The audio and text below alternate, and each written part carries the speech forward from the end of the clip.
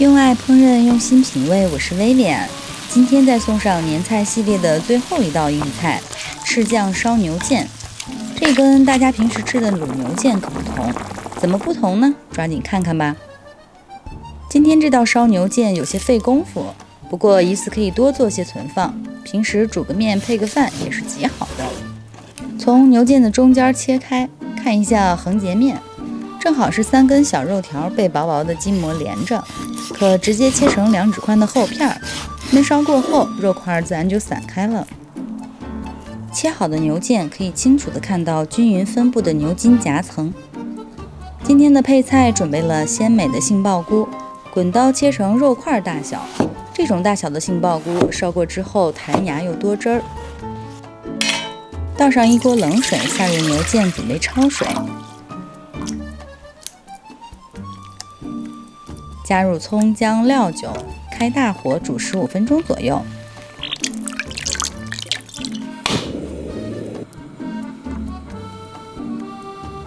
汆烫的过程中会不断产生红黑的血沫，一定要撇干净。煮至浮沫发白也就差不多了。这时候捞起牛腱看一看，肉质紧缩，纹理清晰，表面也看不到血渍，就捞出备用。平底锅小火加热，倒上油，放上预制的牛腱，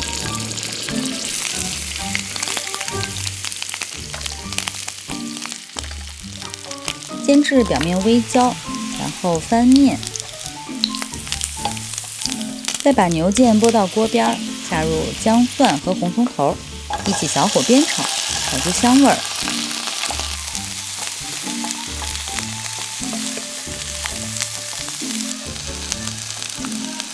再沿着锅边淋上料酒去腥。接着加入10克黄豆酱、10克柱侯酱，然后是家庭必备的下饭酱老干妈辣豆豉，这个可以多放点儿，我们家一囤就是好几瓶，不过现在的价格比着上学那会儿可贵了不少。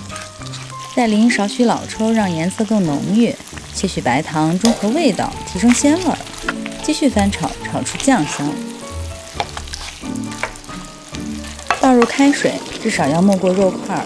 要是喜欢用汤汁来拌面或者配饭，可以再多加一点。煮沸之后可以试一下味道，口味比较重的可以再补些盐，正常口的这个咸度也就够了。最后连汤带肉倒进铸铁锅，小火慢炖至少1个小时。喜欢松软口感的话，可以再久一些。1小时后揭盖查看一下，牛腱已经炖得很上色，汤汁儿也剩下1半了。这时候下入杏鲍菇一起烧，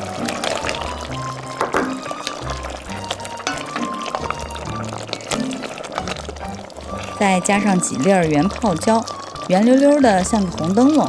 想想这一口牛肉一口泡椒，一定很刺激。大火继续烧10分钟，蒜头和葱头怎么不见了？因为它们已经完全融进了汤汁里了。收汁时要不停地搅拌几下，别糊锅了。最后关火出锅，今天的这道赤酱烧牛腱就完成了，赶紧尝尝吧。用爱烹饪，用心品味，我是薇薇安。恭祝大家牛年牛气冲天，大吉大利！如果喜欢我的视频，记得3连哦。以后每周都会送上美味的料理，谢谢支持，下回见喽。非常软烂，也很 Q 弹。平时吃的比较多的就是红烧牛腩，那牛腩的话就太软烂了，少了一点这种嚼劲儿。红烧牛肉面要是配着这，多带劲！杏鲍菇吃起来也很多汁 Q 弹。我来个灯笼椒试一下。我一看以为是小番